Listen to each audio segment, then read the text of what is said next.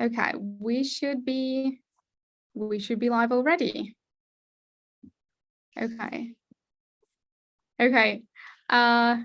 Perfect. Hello, everyone. My name is Anna, and I'm the Mars Talks host, as always. And today with me is Malte Scholz, who's the CEO and founder of Airfocus. Malte, welcome. Hi, Anna. Thanks for the invite. It's great to have you here, and especially, pre-Christmas, you're pretty busy, I guess. So yeah, it's really interesting to hear your story. And first of all, I want to talk about you as a founder, right? And hear your story before the founding story of Airfocus. So can you tell us a bit about your background and how you became interested in the product management? Sure. So I was always super interested in technology, and while I was doing my business administration university stuff, I was always doing internships with Berlin tech startups. So I knew I would get into this space, but I somehow accidentally landed in product management, and I loved it. I knew from day one that this is what I want to keep doing, build amazing product experiences, but that this would kind of lead me to actually building a platform for product managers to build better products, all this meta stuff. This I didn't anticipate. Okay. But I worked a lot on product strategy, which again is like a coincidence, right? You never really know what you're getting into when you start a new job. But I worked for a 200 employee SaaS company here in Hamburg, and I was just working a lot on product strategy and prioritizing the backlog and supporting the product owners in their work. And while doing all of that, I got very frustrated with all the ways that we were creating and all the problems and the misalignment and the feature roadmaps, and just not hitting the business goals to kind of my expectations. And and I became very interested in how tools and technology can support product managers in this entire workflow and process. Because if you ask 10 product managers, they will all tell you, hey, I'm doing busy work all day and I'm not spending enough time on understanding problems deeply, talking to customers, being strategic, connecting the dots. Yeah, all of that complicated stuff, right? They're just busy with project management and stakeholder alignment and PowerPoint and spreadsheets.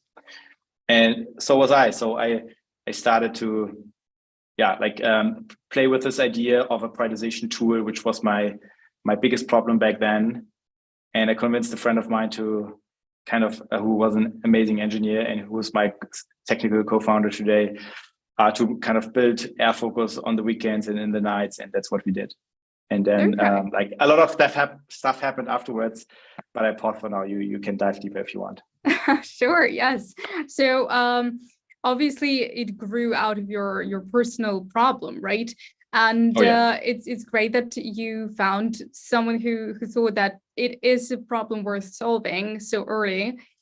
So what was the first product that you built? So how did Airfocus look like when you first created it? What was the MVP? Yeah, the MVP was a simple prioritization tool. So you could kind of list or import your features or whatever hierarchy level we're talking about, but you could kind of import these product items and then score them. What's the business value? What's the cost? What's the risk? And then we would generate a priority score for you and put stuff on a value versus effort chart. And this was already a massive help. And then from there, the next ideas, usually not too far, we added a little bit of road mapping on top of it, built our first integration, threw everything away, started from scratch. A lot happened. Yeah. And we really just started this as a side project in the beginning. And then I was leaving this job and taking on an agency of a friend, kind of buying the agency with the idea that this would enable me to spend more time on Airfocus and maybe find a few people to work on this full time. So we really did this bootstrap way, cross-financing way for almost 2 years. And we had some revenue already by then. and then we decided, okay, this constant two-job thing. I just also became a father by then for the first time. Like it was just too much, and we decided, okay, let's go all in. Our energy is better spent on Airfocus, and yeah, that's what we did. We got some angel investors, and a few months later, our first venture capital partner with Malte on board, and then like a different phase for Airfocus happened with like essentially doubling every year at least with the headcount and the customers and the growth and all of that. That's a great growth, but that's amazing. But let's dive a bit deeper at the beginning still. So you said you built your MVP and then you had to scratch it all and start from the beginning. Why did that happen? And how did you already then knew like what to build and what to hijack? Yeah, I mean, usually this happens all the time until a certain scale when you cannot do it anymore. And when you have like so many data points that you know you're like on the right track. But in the beginning, it's like what we did in the very beginning is we essentially completely changed the backend from Scala to Node.js just to learn that we don't like it. And then we went back to Scala again. But yeah, like the biggest rebuild, I think is much more interesting and also related to your question, was in 2020 when we had like significant revenue. We had like a beloved prioritization and road mapping tool. So we solved these two problems pretty well, prioritization and road mapping.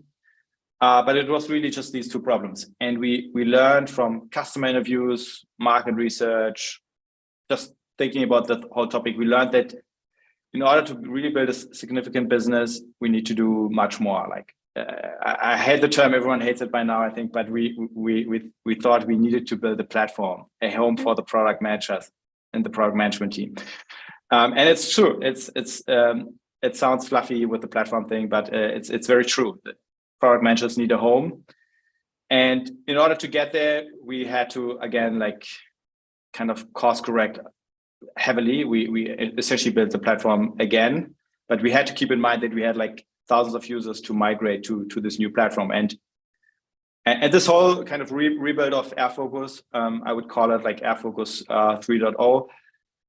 This took us more than a year, and it was crazy. It was simply crazy, but it was a good bet. I'm very happy that we did it, and it was with a lot of risk. So you never really know. You can just take educated guesses. Right. Yeah, but the good thing is if you like formulate your thoughts, you write them down, you bring them into a good structure, you challenge them with like a few people left and right from your networks, and then you go with these frameworks and talk to your customers. You get like good ideas. You get like good feedback, and you're able to de-risk the whole thing quite a lot. Right, but by 2020, you've already raised a round, right? Yes, we had raised around 2.5 million or so. Yeah. Okay, so was that growth and development also kind of generated by the fact that you needed to enter this rapid growth plan and basically make sure that your investors also see how you're going to evolve in the near future? So we try to never let ourselves push or be driven by investor decisions or like that. That's not how we work or how we see it. Usually you have the best insights, you know best where to go, and their feedback is great and they bring additional insights, but eventually you're probably the one who knows best where to go. So this decision to rebuild Airfocus into Airfocus 3.0 was actually a decision that did the exact opposite. It cost us a lot of growth. In 2021, we didn't even double because we didn't launch new stuff for more than a year. So in the short term, it was a terrible decision, but in the long run, it's actually paying off. Okay. Yeah. So I think this is the advice that I would always give. Just to do the right thing for the long run. I mean, you have to think about what's the thing that I can sell in 5 years, or that's actually solving problems in 5 years. Everything else makes no sense. Right. Unless you don't care and you have like a clear roadmap to sell the company in 1 year, but that's maybe also not sustainable. Right, that's a different story. The reason why I'm asking that is because for a lot of startups, and especially for the first-time founders, raising a round is such a huge success that after that they're kind of bound to the decisions that investors are making, or at least what agenda they're pushing on them, right? So how to balance that, how to make sure that you're still, contributing to the good relationship with your investors, but you're also staying very focused with what you see your product grow to be. Yeah, great question. So usually when you do fundraising, you're very much on this kind of mission idea, long-term future thinking. Yeah. So you're not selling them like a set of features. You're selling them a dream and a vision. And that's your job as a founder and leader of the company.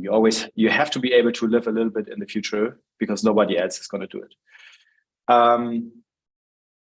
So you just also have to pick the right investors, right? If they don't trust you to make these shots and get it right, then you also have like severely other problems. Right. So in this first round, did you have to approach investors, or were you at the point of revenue and growth when you were approached? Yeah, we had like pretty good growth, and it was all PLG. So we had this good product, self-serve, super simple to use, and we did like marketing around these core value propositions of prioritization and road mapping, and this whole thing in itself was working quite nicely.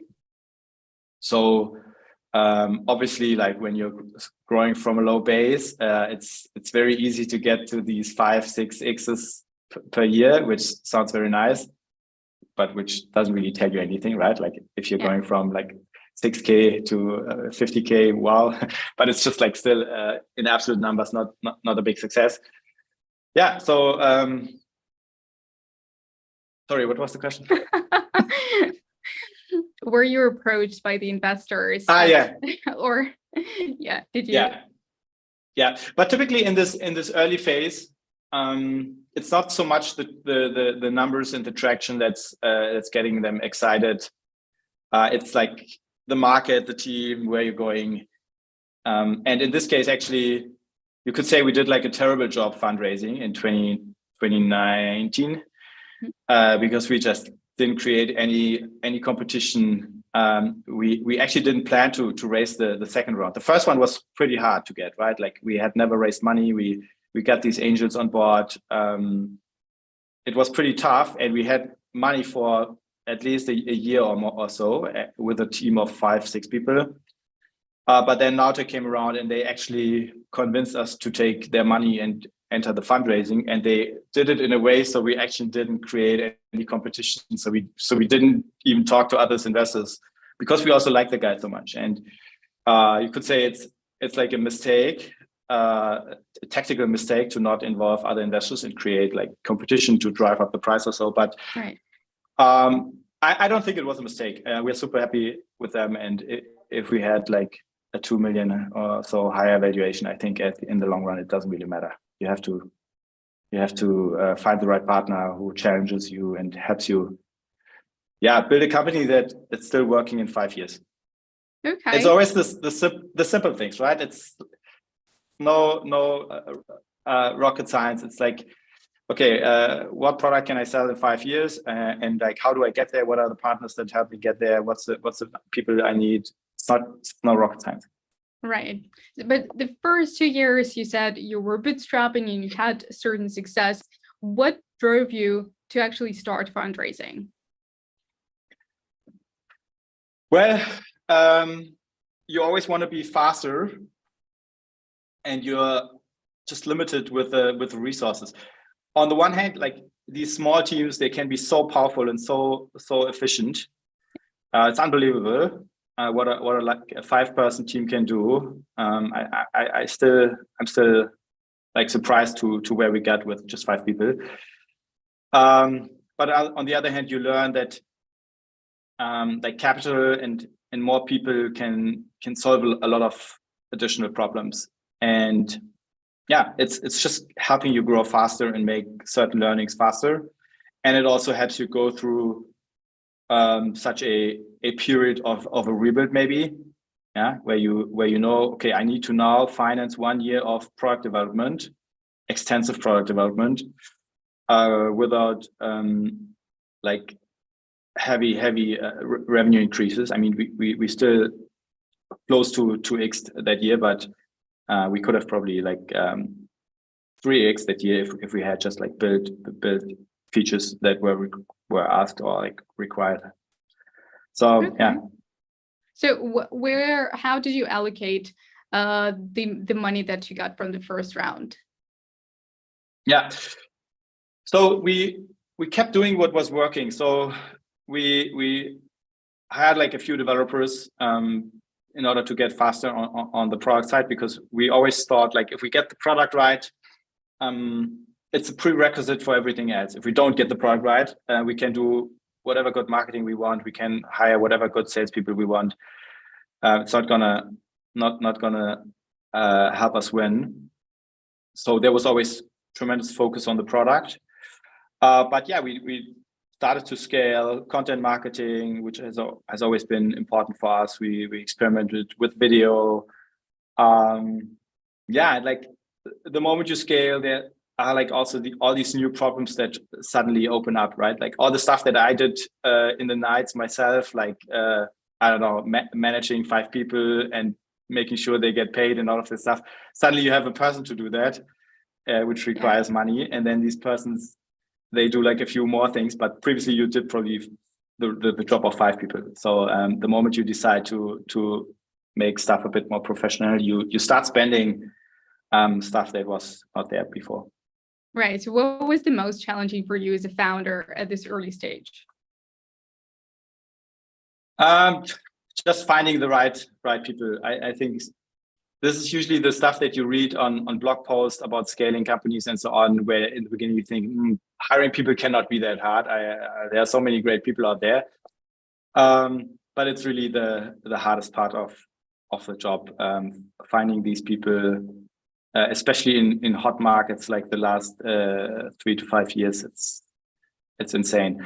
And yeah, like just the time and the defocus it takes to find these people and then get them onboarded, and then yeah, it's the biggest challenge for sure. Right. So what was your best hiring strategy? I'm not sure I completely figured it out yet. So so I think I would the thing that has worked is actually going through my profile. So I was building a LinkedIn audience from very early on. Don't tell this to the people at LinkedIn, but I used some tools also in the beginning to scale my LinkedIn. I stopped doing this, but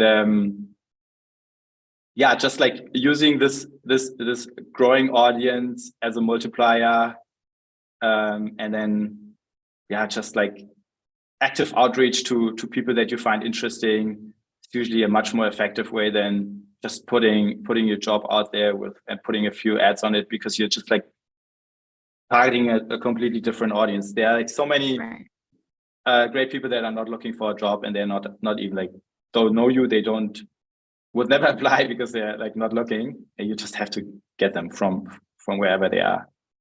Right. And that's a big advantage that you have, that you can just provide them a really cool company with all the cool stuff and good culture, and I don't know. Has it become easier to hire now than it was at the early stage? Yes, for sure. But I would have said like until like the beginning of this year for sure. But this year has also kind of shown a very interesting effect where people in an environment of like these crazy layoffs and everything, like a secure job has, I think, in the perception of people for good reasons, is more and more important. Yeah. So the risk of going with a startup it probably scares a few people off, which I understand. Like if you have like people to take care of and so on, it's maybe a bit scary. Right. Wouldn't scare me, but I get trying to be empathetic. I think I get it. Right. Yeah. Okay. So I want to come back to the point when you said something about firing up new features, and listening to the customers, and going from your MVP, from your early stage to scaling. So how did you approach that? How did you approach talking to your customers, communicating, and what role has it taken in the whole process of you growing and scaling? Yeah. So this is one of the Airfocus core topics, how to build the right product and do that faster. So I could talk about it for 2 hours now. So please stop me in, let's say, 3 minutes. Sure. In general, it's 3 things that, and I would say this is even like independent of the stage. It's like a universal law of physics. There are 3 things that you need to get right if you want to build the right products. It's number 1, you need to have a strategy, which is good, which is kind of like taking into account like all the things of a good strategy. I don't want to go into the details now, but you have to have a good strategy, and usually the strategy is kind of represented in a roadmap, or it funnels into your roadmap that you share with the people internally. It's the document that communicates the direction you want to go. So you have to have a good strategy and a good roadmap. You have to be customer centric. Sounds very obvious. And the third thing is you just need to empower your teams to solve problems and do that fast. Yeah, you don't want to put roadblocks in front of them. You don't want to like not trust them. You need to give them the autonomy to solve these problems, because you have the customer centricity that you're establishing. And you also have the roadmap kind of as guardrails, forcing them into some sort of direction, but you still want to have like freedom for them to solve these problems. And if you get that right, you're going to get there. And what this meant in particular to Airfocus and how we made decisions in the beginning. I think the cool thing for like founders and startups is that there is so much information on the internet for free, and you just have to be like a research monster, right? You have to be really, really good at reading the internet. And because you are so hungry and you are so incentivized and so motivated, again, like in the beginning when I said you're doing the job of 5 people, you can also do the job of 5 researchers at like a big corporate, because they will never be as hungry, never be as amazing as you in these things, and you use all the tricks and you go into the gray zone and you figure out what the problem is, what the strategy needs to be by, I don't know, going on fake demos of your competitors and reading until late in the night on the Capterras and G2s of your competitors, like what are the problems of the people, then even going deeper, talking to these people who have left the reviews, asking them why, not once, but five times. Yeah. You're just going as deep as nobody would ever go, because it's mad. But like with these kind of tactics, you get usually very far. You get a good idea what's working, what's not working, and you're just much faster than these traditional companies, or like even a startup of our size with like 60 people. You're at a certain stage, you're like have processes, you have sprints, you're like not like building a feature in a day, all of that stuff.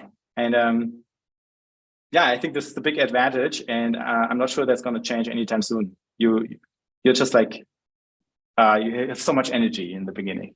Right. Yeah. And with the help of AI now, basically, if you get it right, if you ask the right questions, I guess you're absolutely unstoppable. But it's really great that you mentioned strategy. I remembered that I just read a post on LinkedIn that everyone wants a sexy job in a startup. Everyone wants to be a strategist, but especially in the early stage startup, there is pretty much no strategy. Like you have to be so flexible that any strategy would just slow you down.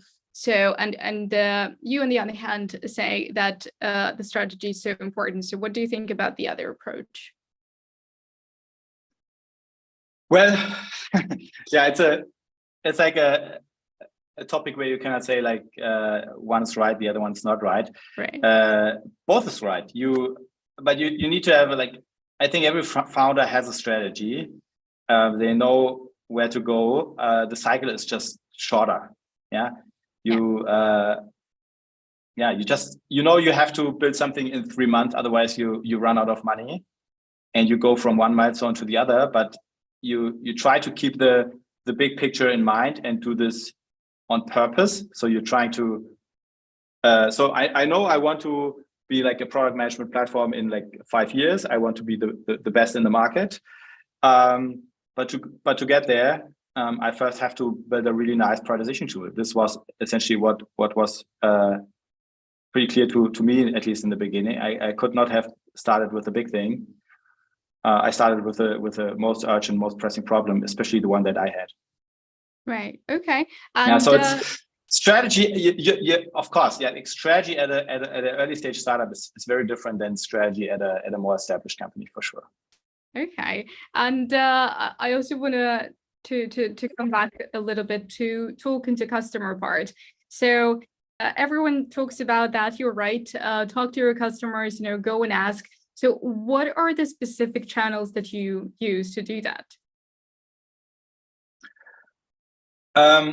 Yeah, talking to customers is I think more difficult even than talking to your audience. It's and especially I always feel bad when reaching out to my customers, because I know probably it's like psychology with myself, right? Like I'm this type of person that, in a sense, feels bad when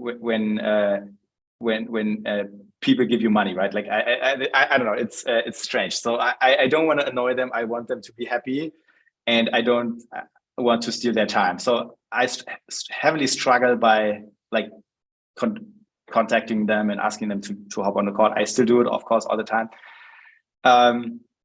But the market of people that are your audience is just a gazillion times bigger than the people that are your customers. So it depends a bit on what you want to learn. I think you just have to force yourself to talk to them and trust that they also would not even like reply if they wouldn't be open to talking to you. So they're also kind of getting something out of that. But for many things, you actually want to seek out to people that are just the audience and not your customers yet, because you're looking for these future bets where it doesn't have that they're your customer yet. Right. Okay. If that makes sense. Right. But it's just a lot of first-time founders, they listen to this, but then there is no information. Like, how do you do that? Do you get an email and then you write to your customer, hey, I know that you tried my product. Can you tell me what you think about it? So how do you do it without ambushing your customers and actually not just taking their time, but feeling like they're being tracked even? Yeah, great point. Yeah, you need to be careful in how you communicate that. But it's like you give something, you get something. So you can I don't know, offer them to share your experience, give them something. It's that simple. Right. So yeah. Okay. So how do you align your own vision of Airfocus growth and development with whatever customers is asking for? Yes. So as I said, what will get you to success is, again, the 3 things: good product strategy with good roadmaps, customer centricity, and like getting stuff done with empowered teams. And so it's the 3 things, and it's a complicated combination of these 3 things. So what the customers give us, and I think this is a really important point, is feedback. That's it. you should not see it as like requests. Request is even in a sense a bad word, because this is not the expectation that you should set, that they can request stuff and then you build it. It's just one source of feedback, and there are multiple sources of feedback and inputs, and this is the whole thing. The empowered product team or the empowered product manager, knowing the strategy, listening to the customers and all the other inputs, with the freedom and the autonomy that they have, they will figure it out. That's the whole idea. Have you ever had a situation when you built a feature and your customers did not take it well? Yeah, I'm sure that happened. Yeah, okay. I mean, I cannot think of like a big thing, because we take this stuff seriously, and we try to de-risk as much as possible. But yeah, for sure. I mean, not hitting. If you probably, there's even like a rule when you like make all the customers and all the users happy with your launches, you probably spend too much time on the whole thing. Right. So what do you do if the feedback from the customers is really negative? Do you track it back? Do you repurpose it, or do you say, hey, there is just a learning curve, so you'll get used to it? Yeah, I now this enters Airfocus dogfooding territory. So we are using Airfocus ourselves to the absolute maximum, to kind of live a good and modern product management workflow. So we centralize all the feedback that we get, literally everything. We centralize that all in one place. And then we are making connection between the relevant pieces of feedback to the product work that we have in like our other places in Airfocus. So essentially every idea or opportunity or even feature is linked to the people that have requested it. And then when we actually start working on the things or even launching something that someone has requested or given feedback about, that we always try to close the feedback loop and get back to the people, telling them, hey, we've now done what you wanted. Please check it out. Let us know what's going on. That's very important. Okay, that's awesome. So especially in a time where like there are these kind of learnings across companies and founders in the industries that kind of retaining and growing a customer is so much cheaper and so much more efficient than winning a new one. And you can only do that when you satisfy the needs of your customers. Yeah. So, but again, you want to be strategic, and you want to solve the right problems at the right time. Okay. So obviously, over the last 4 years, right? The product management has changed as well. So how did you adapt to that, and did it affect somehow your vision of Airfocus or your strategy towards its growth? Yeah. So there are a few trends going on at the same time, as always. One is that you're kind of trying to kind of escape the feature factory. There are like tons of great books by Melissa Perry, John Cutler, like multiple people have talked about it. That you just want to focus on solving actual problems and providing value, rather than just like doing busy work and launching stuff. And to be honest, the way we see it and the way we position ourselves and the way we have also built Airfocus is, you need to be flexible and allow for like multiple ways of doing product management. There's no one way of doing product management. And even though there are these trends, it's just a trend. And next year there could be another rule. So right now we see with the turbulences in the market and the massive layoffs that companies have to do more with less. And probably now we're talking a lot about like getting stuff done rather than like dreaming big and doing like these moonshots and so on. So yeah, like there are like always things happening and the stories change. And but this is just the one part. The other part is the way more important one, which is that companies are so different and so unique, and you need a kind of just super flexible product management platform, and you need to allow these people to build something that makes sense for them. And that's why we're just trying to be very empathetic as a platform, and not trying to prescribe like certain ways of doing things. Excuse me. That's okay. So being a project manager yourself, does it help you run the company, and how do you balance the need for rapid growth, innovation, staying in the competitive market, and the demands of running a business and talking to customers as well? Yeah, I mean, there's some similarities, but I haven't really thought about this. At the end of the day, I'm just like doing my best, struggling and learning every day. And one thing I can tell you, if I would ever build like a second company, I would be 3 times as fast, because I screw up all the time. But it's really about, I think, being long-term oriented, also with the investments that you make in people.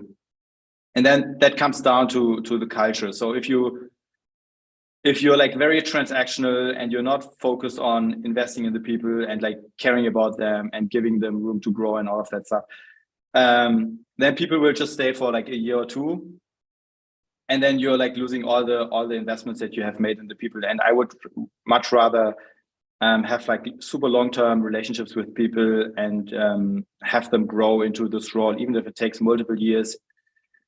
Because I think if you're long-term oriented with the product and the mission and the people, you're just better off, much better off. Okay. Can you share maybe some personal tips for other founders to use to stay basically sane in rapid growth, or in growing a startup? Yeah, there are a lot of tips and things also around remote work, which is probably another thing where we're trying to not make any compromises on the people anymore that join us. So we're just like hiring the best people, and it doesn't matter really where they are, except for like crazy time zone problems. But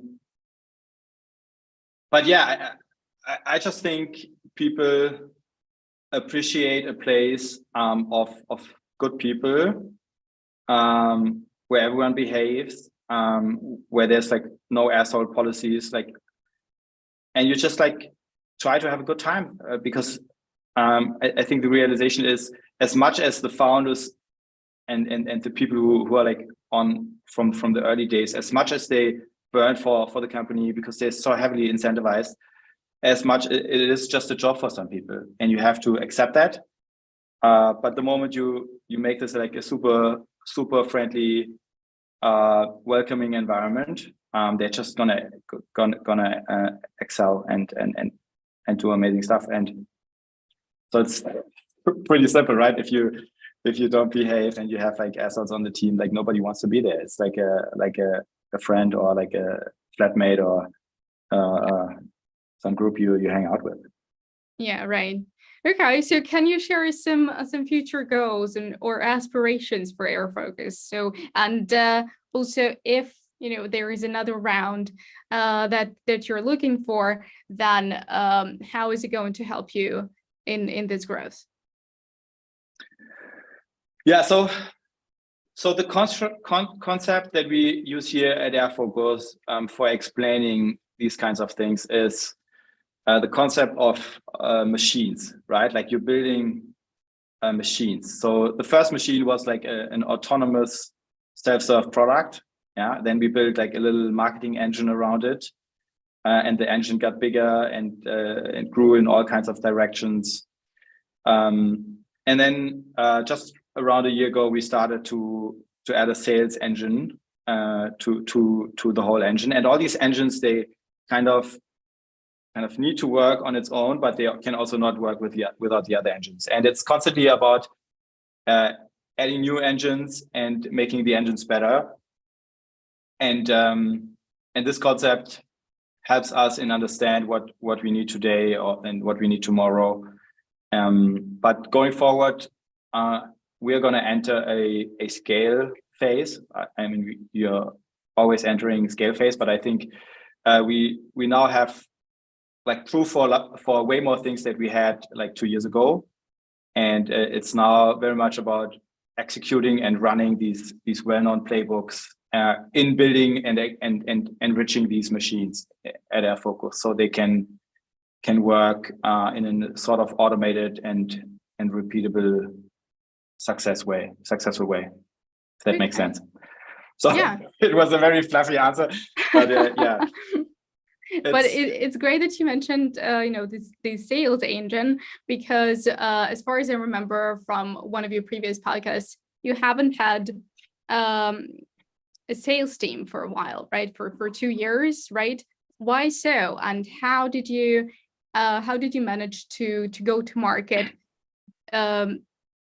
Without the salespeople, because at a lot of times, again, founders tend to think that each part needs a different person, right? If you need to do marketing, then you have to have a CMO, and if you are developing something, that there is a CTO. So without the salesperson, there are no sales. So how did you approach that?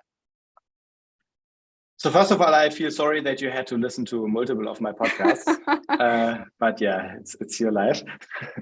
And secondly, so retrospectively, I would say we added sales to the sales engine way too late because it's now proving to work really well. But yeah, I think the reason for that was because like talking to sales and this whole idea of sales is not how we work, behave ourselves.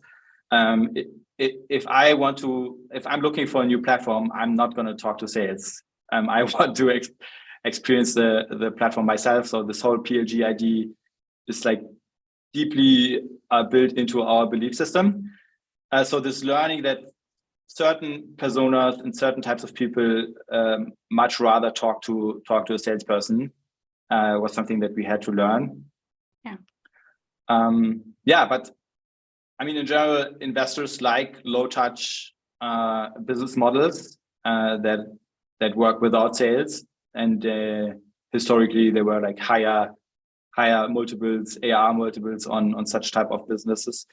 But again, it doesn't really matter. The thing that matters is that you again do things for the long run. You do the right things, and if you know you want to get to 100 million in AR in like 5 years, you probably need a certain kind of amount of your revenue to come from the enterprise segment, and these people require key account managers and salespeople and SDRs and all of that, and that's how it all happened. And I'm like super happy now, like how the sales and the marketing as a growth team work with the product and the DS in kind of creating that value for larger enterprises also.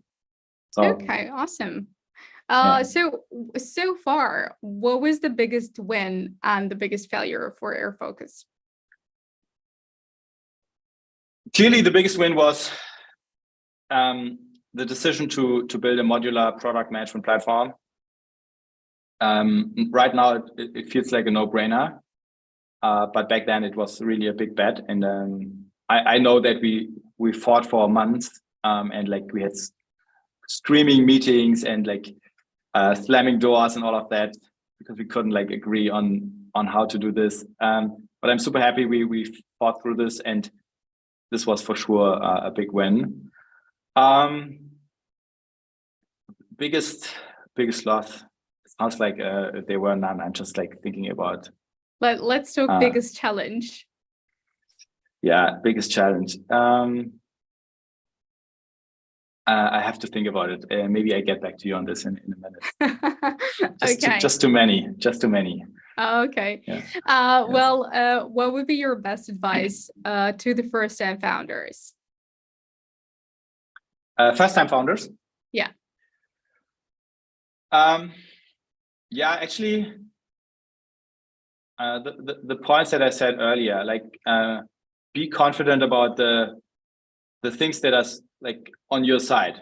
It's your energy and the kind of speed and the like the fight through wall approach, right? And you can really achieve so much with just one person that is hungry. So use that. And the other thing is also listening to the advice of people who are on the next stage. So if you're like a seed startup, maybe 2 years before you're gonna hit the Series A stage, maybe start reading what the Series A founders have to say, so you can anticipate these things and learn. So I'm now today much more open about like advice and actually actively seeking out advice, because I just know that I have so many limitations, or that I haven't seen so many playbooks, and I will be just like 5x faster if I listen to these people and don't figure it out myself. I can figure it out myself, but it's just going to be more costly and more time inefficient. Absolutely. Yeah. And probably going to be the last question. So what inspires you, and who inspires you?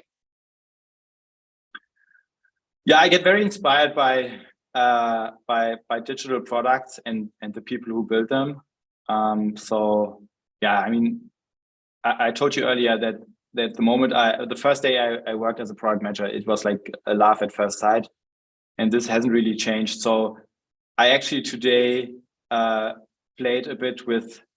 I hope like none of the Airfocus employees listen to this, but I still tell you the secret. So I was tasked to write like a thank you 2022 letter to our employees, and I had like a first version, like which was like a few bullet points, and I gave this to the Notion AI, which I now got activated for, and the Notion AI wrote such a beautiful letter in literally from like a sentence that I drafted in less than a minute, and wrote like a very beautiful long letter that I just had to adjust and personalize a little bit. And this kind of stuff is just like beautiful. It gets me very excited. Cool. So who's your role model? Who inspires you? I think I got. This is such a lame answer. I'm still very excited by Elon Musk and like all the things that he did. Although like the recent things that he's doing, like I wonder whether like it was just like too much for him. He I don't know him. I don't know what's happening, and maybe it's going to be one of these moments again where he's just like 5 steps ahead, and in 2 years we will all look back and it's all will make sense to us. But I think this is more like a 20% chance. It's more likely that he's like losing his mind at some points. So I don't know, but like he's just a genius. So probably the number of problems he was able to solve is crazy. But it's a boring answer. I accept that. So yeah, fingers crossed, you know, we got Elon Musk on the podcast someday, but who would you sure you love to listen to in the next episode? Good question. So if you can get the people from Notion on to talk a little bit how they managed as a startup, I think with just 300, 400 employees, that is going through some hypergrowth phase, how they managed to kind of actually implement something that is not immediately core to their business, which is like all this AI stuff, into the platform faster than Microsoft and Google and all these others, to such an extent. I would be very curious to learn about that. Okay. It's very inspirational, yeah. Okay, so that's my mission for 2023. Yes, I cannot make an intro, unfortunately. I'm not that well connected yet. Okay.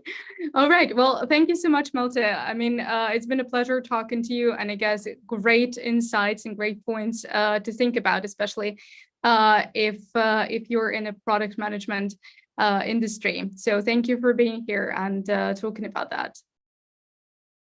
Thanks a lot. It was really nice being here. It was fun.